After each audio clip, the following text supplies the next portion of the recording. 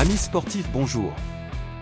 Bienvenue dans votre revue de presse du jour sur Foot Info. Le tirage au sort de la Coupe du Monde est le coup d'envoi très attendu qui excite la presse mondiale. Chelsea prêt à lâcher un gros chèque pour Guirassy, les pistes du Barça pour renforcer sa défense. Aston Villa s'offre Arsenal dans les dernières secondes et on termine par l'Inter Miami qui remporte sa première MLS. Retrouvez dans votre revue de presse Foot Info les dernières informations de la presse sportive européenne. Attachez vos ceintures, on plonge dans la revue de presse la plus chaude d'Europe avec Foot Info. Likez direct si vous êtes chaud, abonnez-vous avec la cloche, et c'est parti. Cap sur l'Amérique. C'est le gros événement de vendredi, le tirage au sort tant attendu de la Coupe du Monde 2026.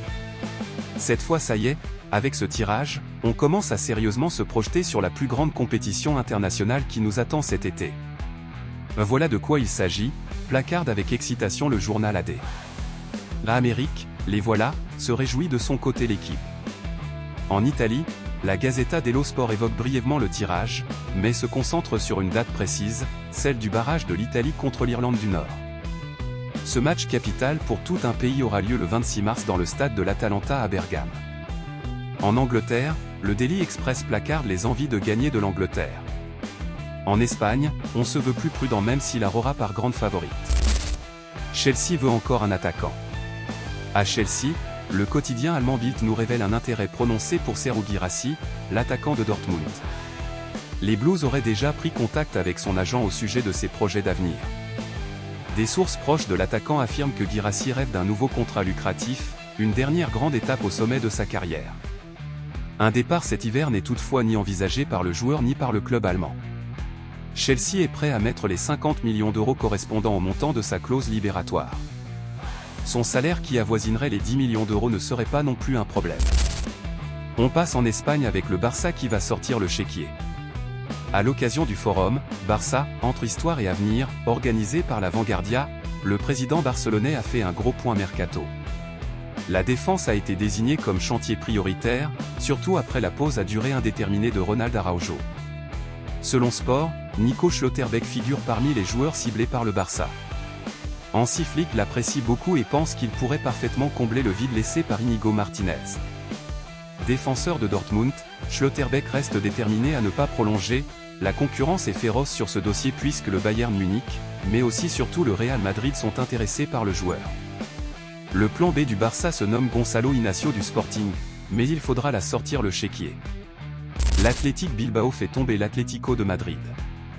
Battu contre le FC Barcelone lors de la dernière journée, l'Atlético de Madrid devait renouer avec le succès sur la pelouse de l'Athletic Club.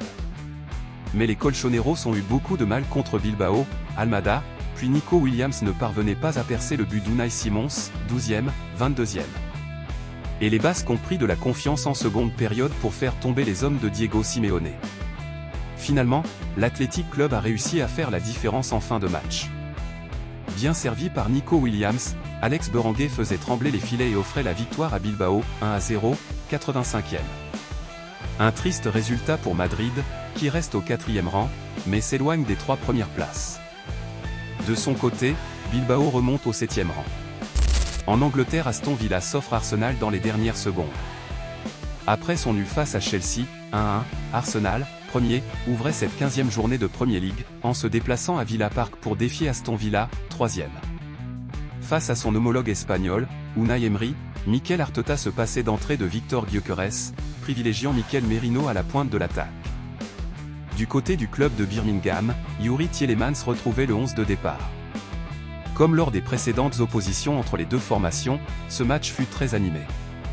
Dès la 11e minute, Watkins réussissait à se défaire de Timber mais butait sur Raya.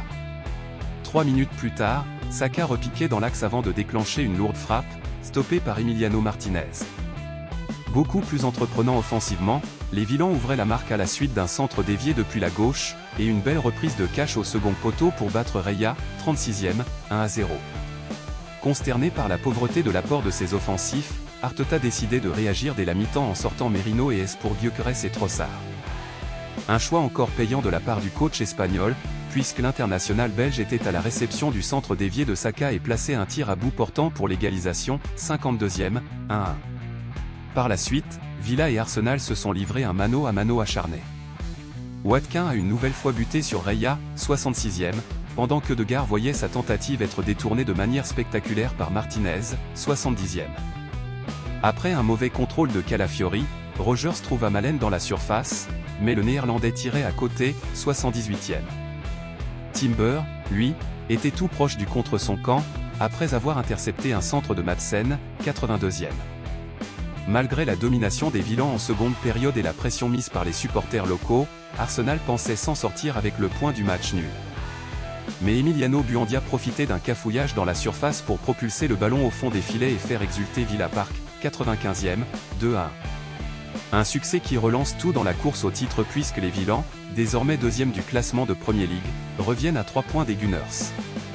On finit avec l'Inter Miami qui s'offre Vancouver et remporte sa première MLS. Victorieux de la conférence et après avoir triomphé contre le New York City FC, 5-1, l'Inter Miami retrouvait les Vancouver Whitecaps pour une finale historique. Et rapidement, les Floridiens ont ouvert le score grâce à un but contre son camp du malheureux Ocampo, après avoir dévié un centre, 1-0, 8e.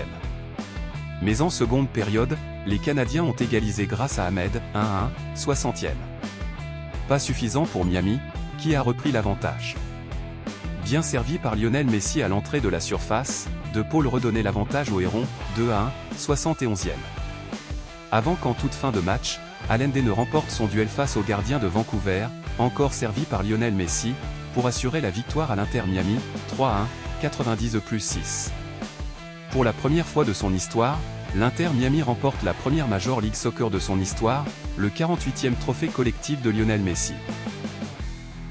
Voilà pour votre revue de presse du jour sur Foot Info. Le tirage au sort de la Coupe du Monde, Aston Villa qui s'offre Arsenal, et l'Inter Miami qui remporte sa première MLS.